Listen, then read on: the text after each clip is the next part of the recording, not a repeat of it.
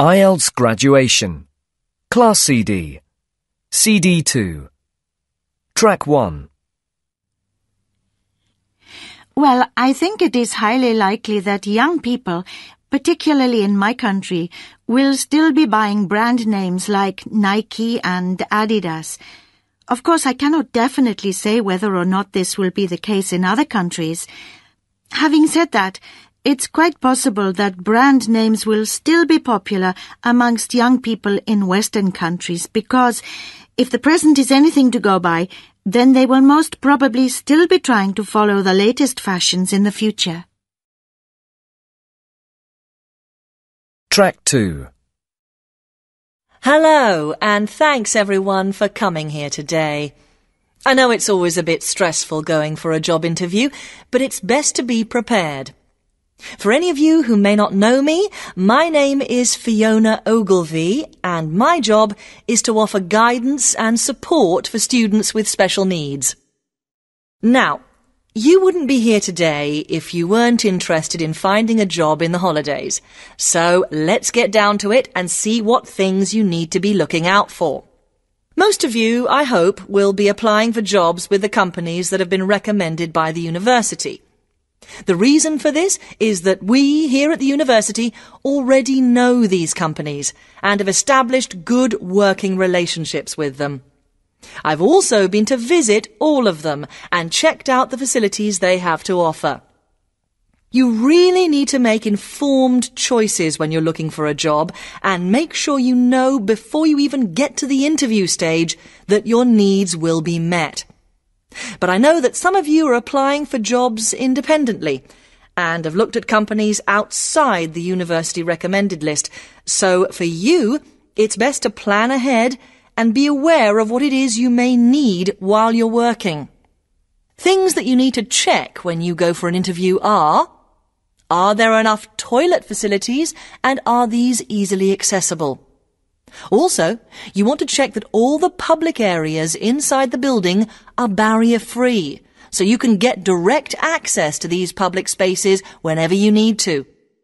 And ask about ramps into the building, so you know how many there are and where they are located.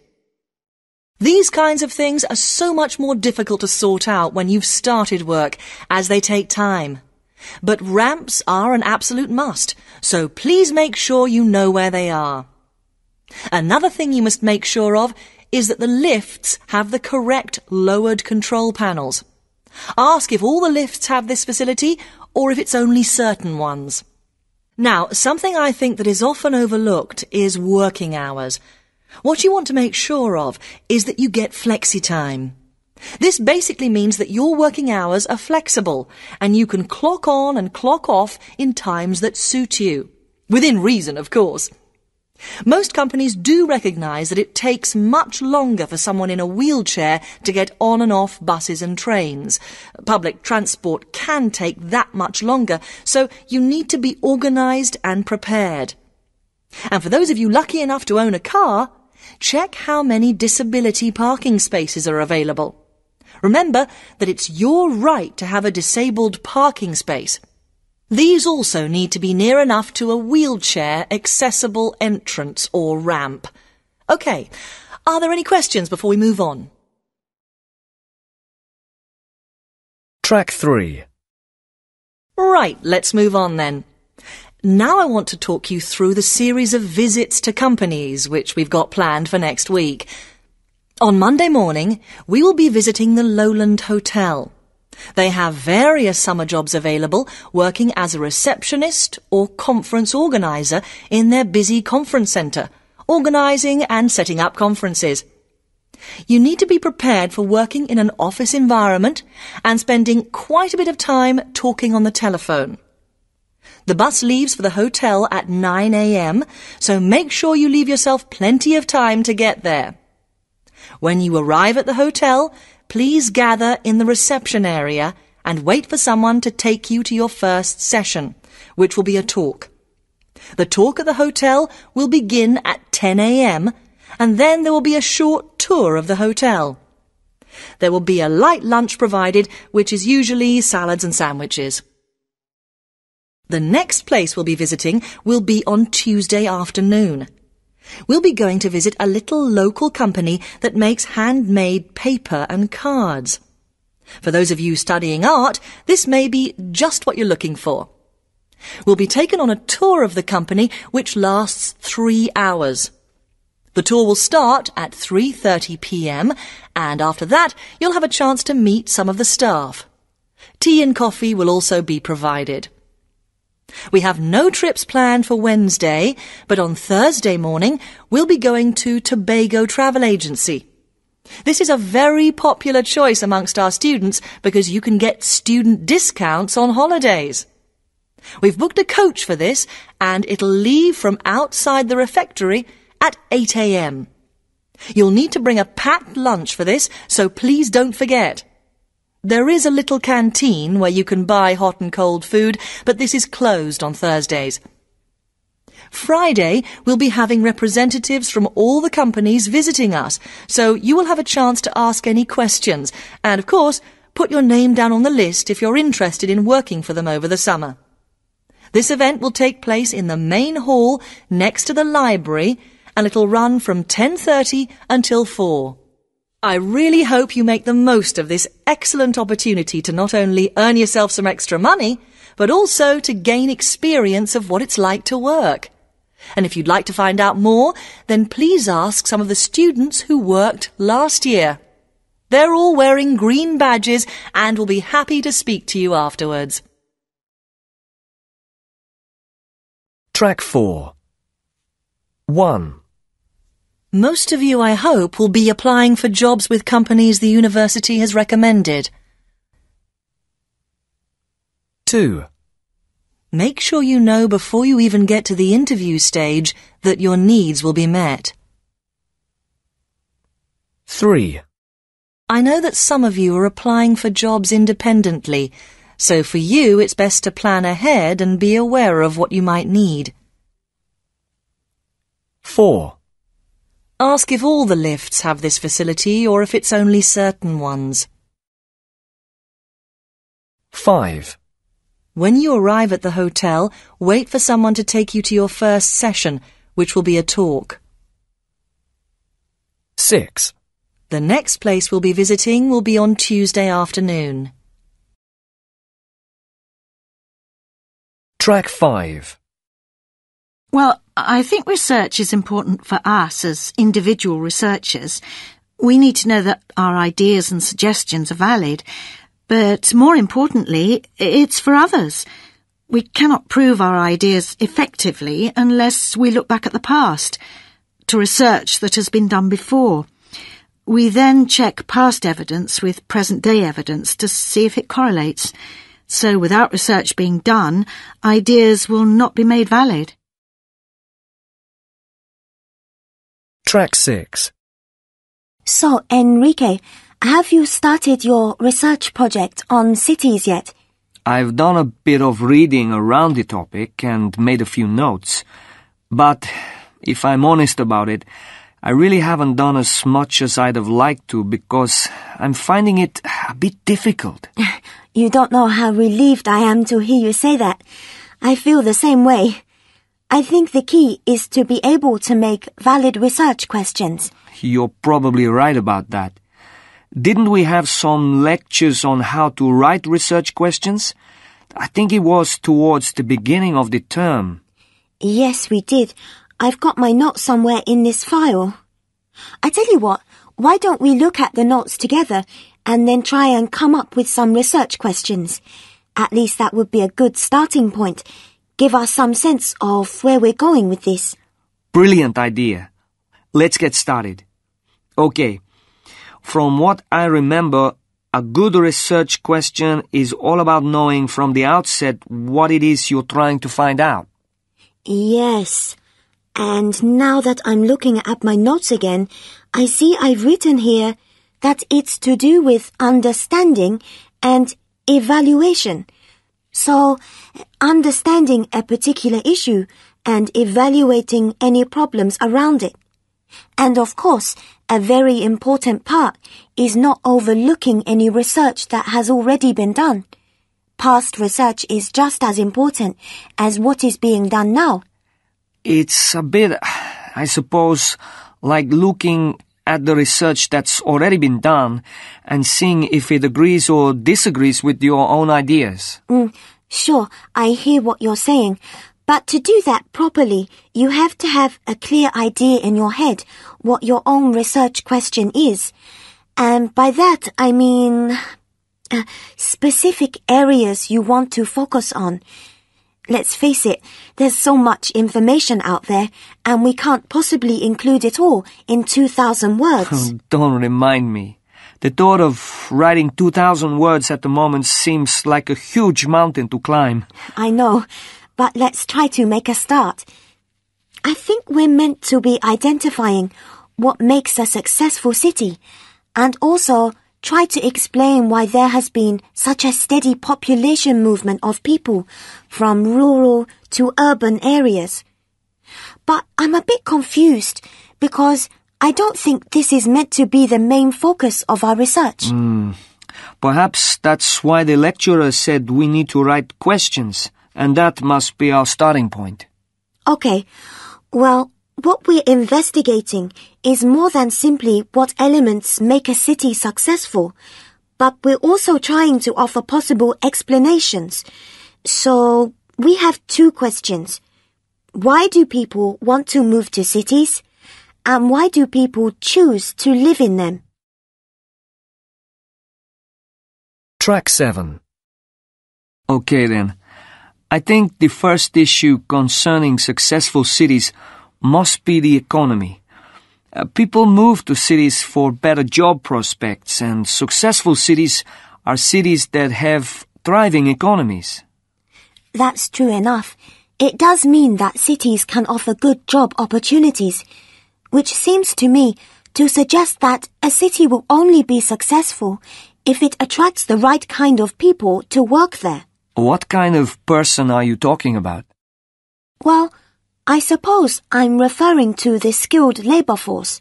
You know, the idea that up-and-coming young people will move to cities, settle there, maybe buy property, and so that city will get the most talented creative minds. But if a city doesn't offer this, then obviously it will lose out, as university leavers will choose elsewhere. You could be right there. But I also think that when cities encourage businesses to develop, then you obviously have money pouring into the city, which can raise the general standard of living. So we've definitely got a question worth investigating. But apart from the economic factor, I think another point worth mentioning is the environment. Sure, we can research areas like the quality of the air, how clean it is, and then there's traffic. Is there too much traffic? How is it controlled? And also the issues of noise pollution and how the city manages its waste. Oh, and I nearly forgot. The environment includes green spaces like parks.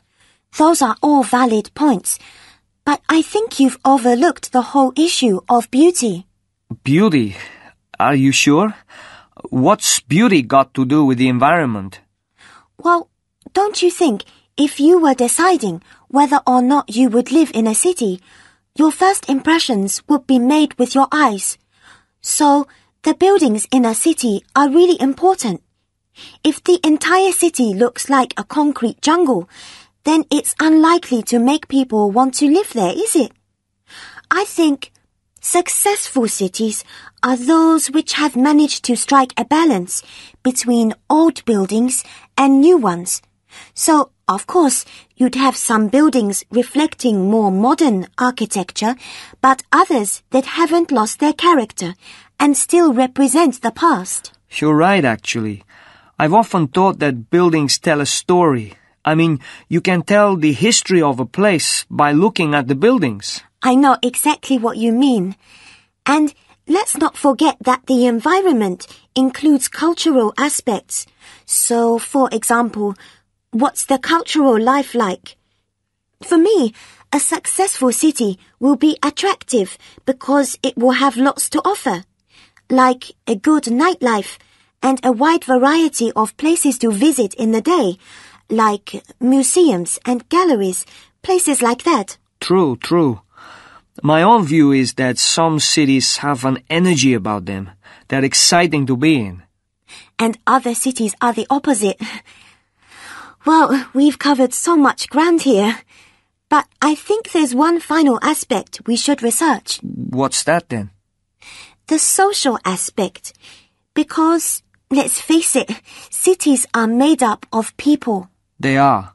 And surely a successful city would be one where there is a sense of community, a place where people would feel safe and want to raise families in. This topic is limitless. Track 8. Welcome to this series of lectures on interpreting contemporary art. This morning, I'd like to look at the whole issue of contemporary art. What it is, how do we interpret it, what are its uses, and does art, in effect, have any advantages or disadvantages for society? I think at this point it's important for me to clarify that I am looking at art from two main perspectives. Firstly, art as something made by and appreciated by individuals, and secondly, art's relationship with society, as it is society that supports, protects, and encourages art. And I'm hoping that this lecture will act as a springboard for you to revisit your own artistic experiences and question your own ideas of what contemporary art means. Throughout this series of lectures, I'll be looking at various examples of art to illustrate my points. However, if at any point I show you an example which is unfamiliar, then please tell me, as it is imperative that you be able to use your past experiences so that you can check to see if your ideas agree with mine. So if you have not seen a particular work of art before, then this will not work. And let me remind you now that at the end of these lectures you will be given a written assignment which will consist of a 2,500-word critical essay. This is not an art review, but an analysis of what you think this kind of art means. Okay, so what is contemporary art? Well, my view is that contemporary art reflects a particular time in history. In terms of Western civilization, this is the period that became known as the Renaissance, which began roughly in 1450. Track 9. Welcome to this series of lectures on interpreting contemporary art. This morning, I'd like to look at the whole issue of contemporary art. What it is, how do we interpret it, what are its uses, and does art, in effect, have any advantages or disadvantages for society? I think at this point it's important for me to clarify that I am looking at art from two main perspectives. Firstly, art as something made by and appreciated by individuals, and secondly, art's relationship with society, as it is society that supports, protects, and encourages art. And I'm hoping that this lecture will act as a springboard for you to revisit your own artistic experiences and question your own ideas of what contemporary art means. Throughout this series of lectures, I'll be looking at various examples of art to illustrate my points. However, if at any point I show you an example which is unfamiliar, then please tell me, as it is imperative that you be able to use your past experiences so that you can check to see if your ideas agree with mine. So if you have not seen a particular work of art before, then this will not work. And let me remind you now that at the end of these lectures you will be given a written assignment which will consist of a 2,500-word critical essay. This is not an art review, but an analysis of what you think this kind of art means. Okay, so what is contemporary art? Well, my view is that contemporary art reflects a particular time in history. In terms of Western civilization, this is the period that became known as the Renaissance, which began roughly in 1450. But this becomes confusing as the modern era is also considered to be from 1789, from the time of the French Revolution. Added to this, are modern ideas and modern art that developed from 1890. This period has also been called the turn of the century. To try and somehow bring all these periods together, I shall define contemporary art as any art created from 1920 up until the present day. Turning now to the question of whether or not art is useful for society. Well, when we look back at the history of the West, we can see that there has been a tradition, especially in Western Europe, of art that was official. This meant that the government sponsored or subsidized the art. It could be said, therefore, that art has a cultural use, in that it can represent both the culture and history of a country. And let's remember what I said earlier, that this is both the history and culture of a particular time. Now, the disadvantage of this kind of official art is that it tends to be academic. And by that, I mean it is art that requires the person looking at it to be educated in art, at least to some extent. So it seems to me that this restricts this type of art to a particular social group. And whether you agree with this concept or not will depend on if you believe that art should be accessible to everyone. Of course, with the rapid developments in technology and advertising, the television, computer, and various forms of digital media, art has changed. And although there will always be a need for art to be subsidized by governments, we see today art forms that are surviving on individual subsidy. Sometimes this is through the support of wealthy patrons, such as businessmen or famous people. But it also operates on a more simple level. I refer here to the art that is done on walls and in streets, sometimes called amateur art. But it is the art of graffiti, and it is now accepted as an art form in itself. So here we come to what I see as another advantage for society, in that art is a means by which people can express their ideas, their feelings. Of course, in the case of graffiti, there is much debate as to whether the advantages outweigh the more negative side, which is when graffiti artists paint on public buildings. This creates unnecessary expense and also damages these buildings, which are meant for public use. We will be looking at some examples of this later on. Now, many critics of contemporary art have pointed to art that is often violent and even obscene. But I would like to suggest that such art is not meant to only shock us. It also has the element of exposure, so it can teach us about the violence in society. This then brings us to another advantage of art. It can raise awareness, help us see things in a different light. The disadvantage of this is that art can be dangerous. What I'm saying here is that if we accept that contemporary art has the power to influence our feelings and attitudes, then we have to accept that art can evoke negative feelings like anger as much as it can give us feelings of hope and peace. But art is, after all, about us, so it can be about our beliefs and our behavior. And as human beings, we possess both positive and negative traits. I'd like to show you some slides now to illustrate what I've been talking about. Track 10. The best example I can think of is the Mona Lisa. It's really a famous painting, but that's not why I like it. I saw it in the Louvre Museum when I was on holiday last year.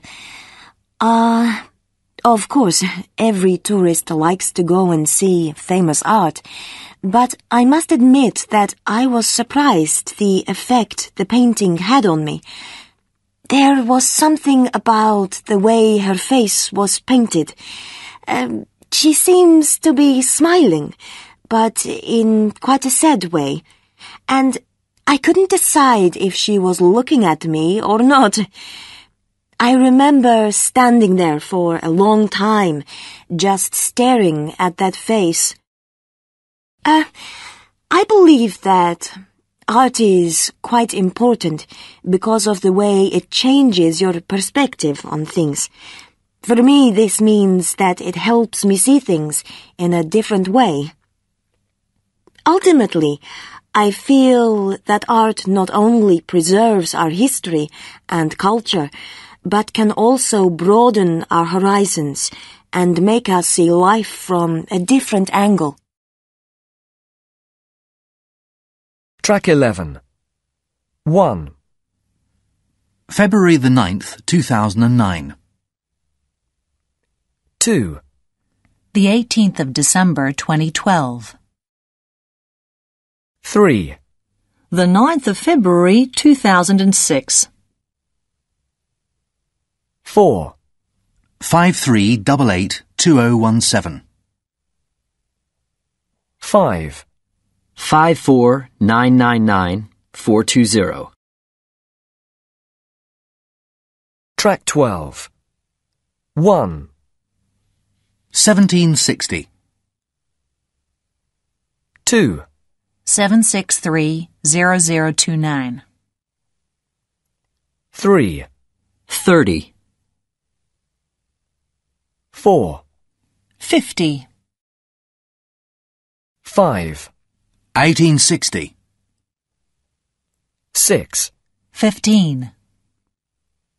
7. 1550. 8. 80. 9. 13. 10.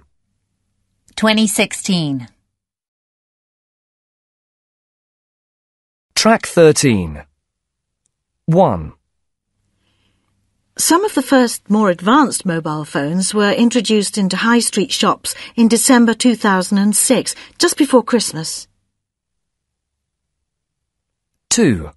It would not be true to say that he rode a bicycle from the age of 4 to 40, because when he was 14 he broke his leg, which meant he didn't ride for at least 12 months. 3. The company forecast that by 2014 there will be at least 120 billion children buying their computer game, an increase of about 19%, which is not as much as they had hoped for. 4. The first satellite was launched in 1958, and there are probably now over 150 still in operation. 5. He graduated from university in the 1960s and never dreamt that his invention would still be used 16 years later. 6. On the 18th of November, 98,217 people visited the website and voted for the movie Titanic, first released in 1997. 7. I'd love you to give me a call sometime. I know you've got my old number, 237-5550. But I've got a new mobile now, so my number's changed to 344-4533. Track 14. Good morning. This is Jane Frost with this morning's edition of Wake Up with Frost. As you all know, for the last week we've been running a survey trying to find out what you, the listeners, think is the greatest invention of the last 200 years. The response has been amazing, double the amount we had last year, so thanks to all of you for taking part. We've had about 2,000 responses online and about the same on our phone lines. The lines are now closed, and this morning I can announce what the results were. So, here it is. You, the listeners, have chosen as the greatest technological invention of the past 200 years, and let me not forget to mention that 65% of you voted for this, it's the bicycle. Yes, the bicycle, first invented in 1818, and, would you believe it, the first bicycle was made of wood. The second bicycle had iron wheels. I cannot imagine what that must have been like to ride. It would have kept you fit at any rate. But for me, the best thing about the bicycle was what it did for women's rights. Yes, in the 1890s, it was the bicycle that meant women could change their clothing, start wearing trousers or pantaloons as they were known. Before then, women's clothes had been really uncomfortable, and I'd imagine quite difficult to breathe in. So, thanks to the ordinary bicycle, it was not only the man who wore the trousers in a home. Instead, women could now feel far more equal to their male contemporaries. And I'm sure you'll agree, the bicycle is a great way to get regular exercise, and of course, it's much better for the environment. And today, over 1 billion people all over the world ride bicycles, and for some, it's their only means of getting around from A to B. So, to all you bicycle riders out there, keep up the good work. Coming in a close second with 42% is the computer. I found out something interesting about the computer, which is that really, this word first meant someone who did mathematical calculations. Of course, today, with the development of the personal computer, computers are being used for everything from home use to business and even digital photography. I don't know about you, but I can't imagine life without a computer now. I guess closely related to the computer is the internet, and this got 12% of your votes. Maybe, like myself, many of you might think of the internet as being the World Wide Web, but actually the web is only one part of the internet. The internet began as part of the United States military network, but it later began to be used by businesses and academic institutions. Of course, today, the internet has so many uses. We use it for shopping online and entertainment, as well as to find information and send emails. But sadly, there is a darker side to the internet, and some of you have sent me emails about this. Finally, with 5% of your votes, is the radio. We think the radio was invented by Marconi in 1896, and he opened his first radio or wireless factory in the United Kingdom in 1898. In 1906, a man called Reginald Fessenden gave the first radio broadcast from Massachusetts. Ships could hear him at sea, and apparently he played the violin. As yet, listeners, I've spared you from having to listen to my guitar playing. But certainly radio is still important. Let's not forget that it was by radio that the Titanic sent signals to other ships. And with the popularity of TV today, I was secretly pleased so many of you had still placed importance on the radio. So, there you have it, the results of our survey. I think there are still important inventions that were not chosen but deserve a mention. Nuclear power and, of course, communications satellite, something which I am certain will continue to change the face of how we communicate with each other over both long and short distances. In fact, for me, the mobile phone is one of the greatest inventions of the last 200 years, if I think back to my first phone and then I look at what is happening now. Children born today will probably be more likely to have their first experience of the internet on a mobile phone screen rather than a computer monitor. Some of the new mobiles that are now being sold make it just as easy and as quick to find information on the web as on a computer. And let's not forget that mobiles now have digital cameras, word processing facilities, so you can type all your documents, and even personal organisers. I think it's quite possible that the mobile may even replace computers one day. Track 15. I really love my little local corner shop. I simply adore being able to shop there, just because it's so convenient. I mean, it's got all the basics: bread, milk, washing up liquid, and other things like that. One of my favourite things is being able to pop down on a Sunday and buy the papers and some fresh bread. I know some of my friends think it's too expensive, but I think it's worth every penny. And I think little shops are such an important part of local life, and so we should support them. I feel really passionately about this because I've seen many small businesses being forced to close because they can't compete with larger chain stores. Anyway, my local store is totally amazing. I certainly couldn't live without it. Track 16. Well, I usually try and shop at smaller shops as much as possible. If I'm perfectly honest, I just can't stand big supermarkets. They are so impersonal, and I really hate the long queues. There's nothing worse than having to wait in a queue, especially when you're in a hurry. It's such a complete waste of time. I'm also totally disgusted by the way in which larger supermarket chains are taking business away from smaller shops. I'm all for supporting local traders because I think they're incredibly important for the community.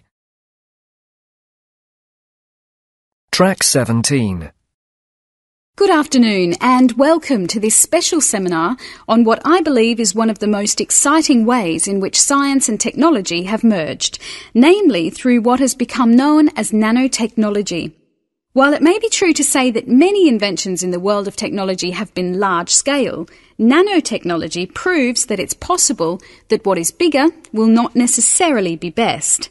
For nanotechnology involves the science and ability to create something extremely small using computer and electronic technology.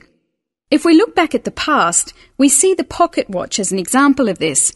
And in its day, this watch was much admired, something small that could fit into a pocket and yet still function as well as a larger-sized watch or clock. Of course, to find a more recognisable starting point for nanotechnology, we need to look at the world of electronics.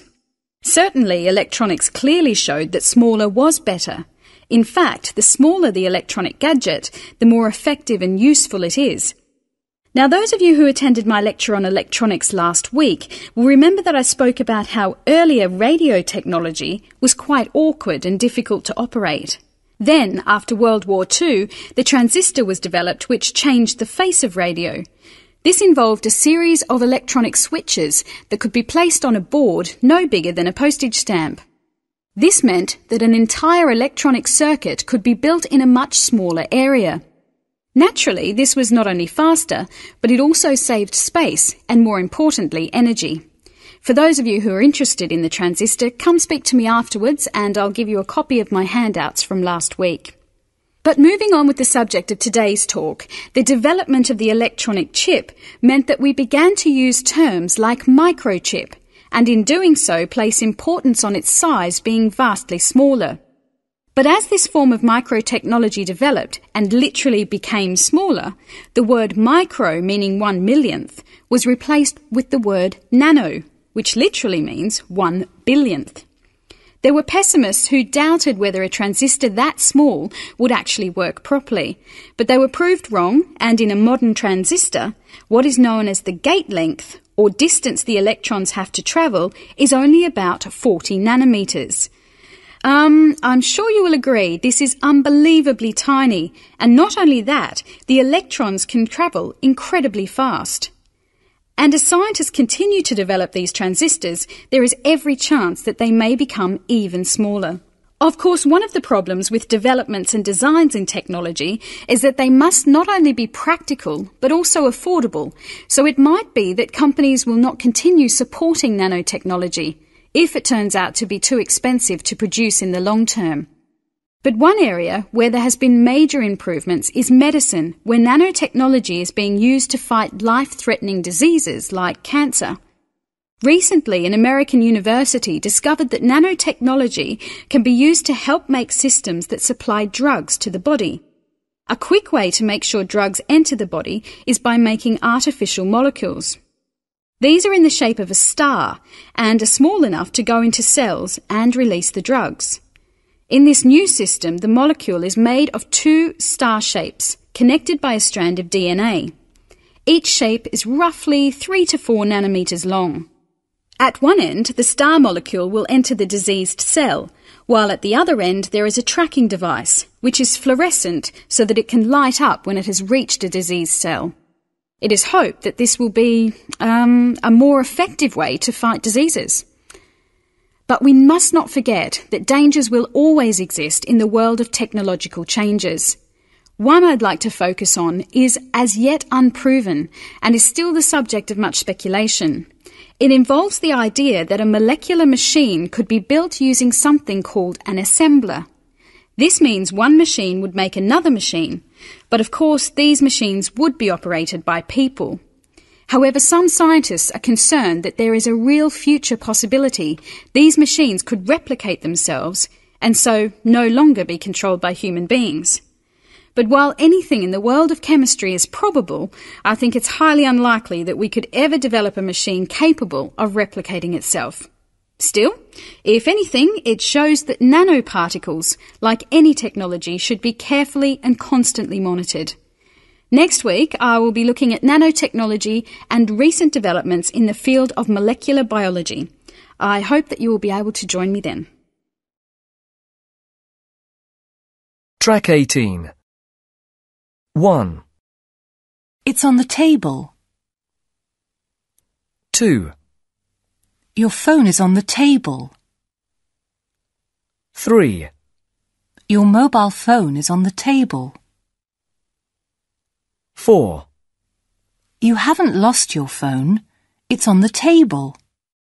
Track 19. 1, The bicycle is a great way to get regular exercise, and it's much better for the environment. 2, The Internet began as part of the United States military network, but it later began to be used by businesses and academic institutions. 3, Nanotechnology has crept into many areas of our lives. 4, Scientists are concerned that there's a real possibility that these machines could replicate themselves. 5, Next week, I'll be looking at nanotechnology and recent developments in the field of molecular biology. Track 20.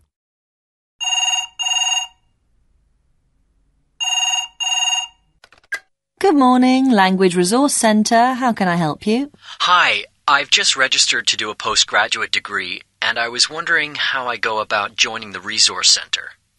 OK, the first thing you need to do is come in and bring some form of identification with you. You mean like my driving license?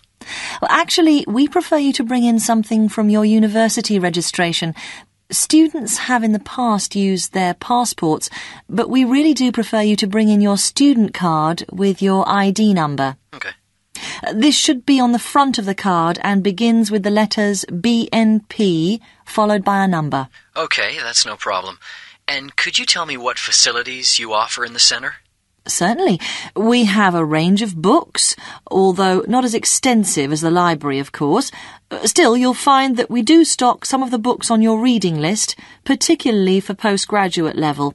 The undergraduate students usually find that the main library caters better for their needs. That's good to hear, because I was worried about not being able to find the books on the reading list, especially if more than one student wants to use the same book. I find that really frustrating. We are aware of this, and it's precisely because of this that we've got a special system whereby you can borrow books, but only on a short loan basis. Oh, and how long is that? There are two types of short loan books. One is a 2-day loan, but the other one is for a single day and must be brought back the next day. We have to be really strict with this kind of loan, so there is quite a heavy fine if you don't bring it back. Of course, I hope I'm not going to be in that situation, but can you tell me anyway how much it is? Sure, it's £1.75 for a 1-day loan and £1 for a 2-day loan. Then it's 50 pence a day on top of that. 50 pence for each extra day? Yes, until you return the book. It sounds steep, but it's really for the student's benefit. You said yourself that it can be annoying not being able to find books you need. Okay, fair enough. I presume you also have journals? Oh yes, we have a wide range of academic journals, and many of these are available online. Fantastic. Can I access these from outside the college? Yes, you can, but you need to register for this. You can do this when you come in. Basically, you need your student ID again, and we give you an internet password, which you can then change if you like. Most students do because it's easier for them to memorize. I'll definitely do that. I'm hopeless at remembering passwords, so the only way I can remember one is if I make it up myself. Now, you'll also find reading lists online as well as where to find the books, so this means you won't have to waste time trying to find books you need. That's really good to know. Knowing exactly where to go to find a book is such a time saver. We also have a special page which gives you links to other university libraries, so if we don't have the book, we can help you get it. Is that any other university library? No, it's just the ones that have joined. It's known as the Inter-University Library Loan System. But you'll find when you go to the web page that quite a few universities have joined, and it's growing all the time. What a great idea. I mean, not only to be able to get books, but just to be given the opportunity to exchange ideas with students on other campuses. I quite agree. Oh, and you'll also see when you come in that we have a wide selection of videos you can borrow.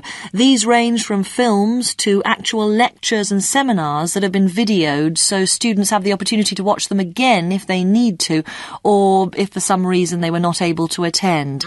And it's pretty much standard that we video visiting lecturers. And are these also available on tape? Yes, they are. And also on CD. Great. Actually, having said that, we don't put all our lectures and seminars on CD, except visiting speakers. Their talks are always put on both, so you can choose either. This all sounds fantastic. I never realized there was so much on offer. Yes, we're very proud of our Learning Resource Centre, and the university has given extra funding to make sure we can keep all our resources up to date. Track 21. I know you mentioned online books and journals. How many computers does the Resource Centre have? Oh, we have a lot of computers. Basically, there are 3 floors, and we have computers on each one. But these are only for searching for the books or articles you may need. They cannot be used for anything else. Oh, I see. So they're really just search engines. And how do you use them? Well, there are a number of ways you can do this. You can use the author's name, but I'm not talking about the first name. Only the surname will work, so you need to know the correct spelling. That sounds quite straightforward. And what are the other ways? Well, you can also do a keyword search, which means typing in a keyword from the title of the book. That's for when you're not sure of the title. Okay. But when you do this, you will obviously get a list of books that have this word in the title. In a way, getting a book list like this is really an advantage because it can give you ideas about what other books to read. That's true, but just bear in mind that it takes a little bit longer. Of course, you can also type in a subject keyword, and then you'll be given a list of authors and titles around that subject. The final way is, of course, by keying in the name of the book. And don't forget there's an information desk, so you can always ask someone if you need help. Where is that? You'll find the help desk on the ground floor. Great. And are there any other computers to use generally for checking emails and things like that? Yes, there is a computer centre in the basement, but we prefer students to use these computers more for study purposes, so please don't spend all your time doing things like checking your emails, and you most definitely cannot use it to play computer games. If you were caught doing this, you will be banned from using our computers for 2 weeks. Oh, no, sorry, because of all the problems we had with this last year, this has now been increased to 3. Whoa, 1 week without a computer would be too much for me. Oh, but please don't worry, because when you first come, we'll give you a tour of the library and show you how everything works. Do you know where we are? Track 22. Thanks for seeing me today. I've been really worried about my mid-year assignment. Yes, me too. I feel much the same way as Gabriella does. Yes, I realised that. And thanks for sending me your first drafts. I've had a look at them, and there are a few things that need revisiting. I guessed you'd probably say that. Right. Let's start at the beginning. You both had different problems, so I'll speak to each of you in turn.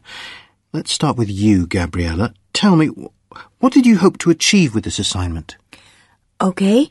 Well, I suppose my main idea was really to look at the news. Can you be more specific?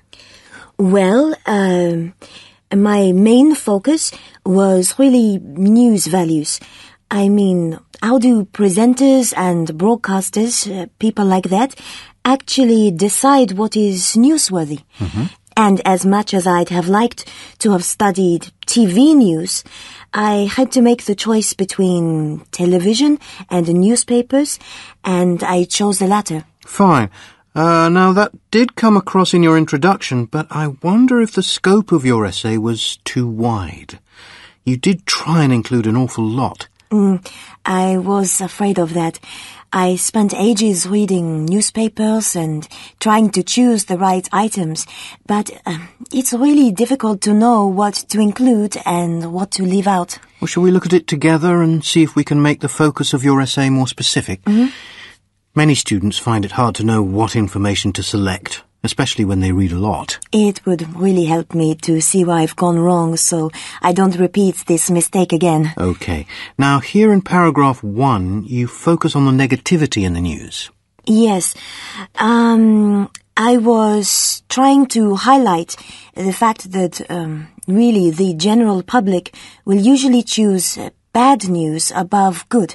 They seem to like it more because bad news sells. It makes headlines. We like reading about disasters and tragedy. That's true, but I think what you did not explain enough was why this is the case. Is it something in human nature, or is it just that this is how we've become accustomed to receiving news? I thought maybe you could have given some examples here, maybe compared two newspapers, a broadsheet and a tabloid perhaps, to look at how they presented a particular negative piece of news. Was it dramatized, for example? Which one was more sensationalistic? Ah, yes, I can think of so many examples of that. I mean, you can really see the dramatic effect in an item of news in the pictures that go with the story. Right. Now you're getting the idea. Do you think I did the same thing in the second paragraph? Actually, I thought you'd organised this much better. It was clearer. I like the way you mentioned the value of continuity in the news. Continuity is important because, quite obviously, the longer an item of news lasts, the more people will buy the newspaper because they're interested in what is happening. Your example of war was a good one because most wars last a while, so the story will stay in the news. But I also wanted to explain how readers can lose interest in a news story, and that was really my main emphasis. Yes, I really liked that part of your paragraph. It showed you'd really thought about what you'd read and had the confidence to add your own ideas. The rest of your essay, apart from a few minor grammar mistakes, was fine. And what about mine? Well, the first few paragraphs were really good, clearly constructed and easy to follow. But I don't think you did this as well in the third paragraph. What were you trying to get across? I was trying to explain about celebrities, what is defined in news terms as the personality angle. The fact that we are, interested in stories about famous people. Sure, but I think you need to focus on what this means for the news. What about looking at how newspapers often publish popular news stories and how this might go against the news attempting to be neutral? So what you are saying is the news is meant to be objective, but actually it isn't really? Certainly. I'm saying you should try and make more comparisons between the objectivity and subjectivity and see which way the news usually tends to go. Would you suggest I take a particular news item and compare the way two newspapers report on it? That would be an excellent idea. In fact, you could even use some of the ideas from your first paragraph. Maybe take a so-called bad news story. That's a good idea, and I could use the same newspapers. Yes, but you could also look at two other newspapers with similar styles, maybe another tabloid and broadsheet. I like that idea. I also felt maybe you could have included the idea of recent news, because this links in with what you've already said. I don't quite understand. Well, I'm referring to the idea that newspapers try and get scoops, any big story that has recently happened. You could link this to your first paragraph, and even your second. The public is really interested in what is happening now rather than what is old news. Yeah, and you could bring in the effect of technology on the news at this point. It has affected news reporting and publishing tremendously. If you think about it, the internet has meant that news can be much more immediate than before. So, for example, as something is happening, it could be reported and published in a paper. Oh, yes. I remember reading once about an earthquake, and just before the building collapsed, someone at the top sent an email to a newspaper. Mm-hmm. I mean, this just proves that at the click of a button, we can communicate so much more quickly than before. Yes, that's the kind of thing I'm talking about. But just make sure that you have evidence to support what you say. Track 23. Do you often use a library? I think I try to use library about, maybe once or twice a week. Okay. And are libraries popular in your country? Yes. Libraries are very popular. Yes, they have always been popular in my country. Do you think people will still visit libraries in 10 years' time? No. I think this probably won't happen. I can't say for certain, but I think probably not. Track 24.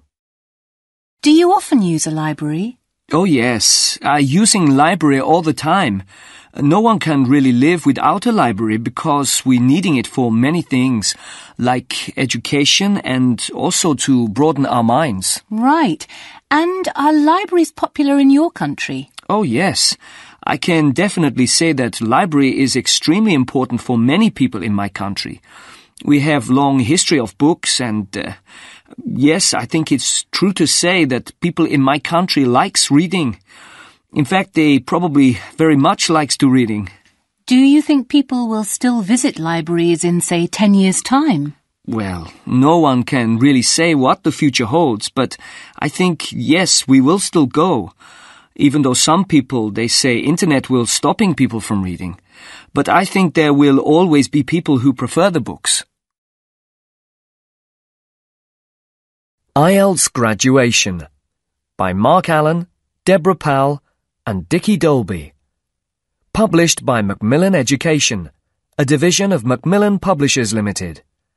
Copyright Macmillan Publishers Limited, 2007.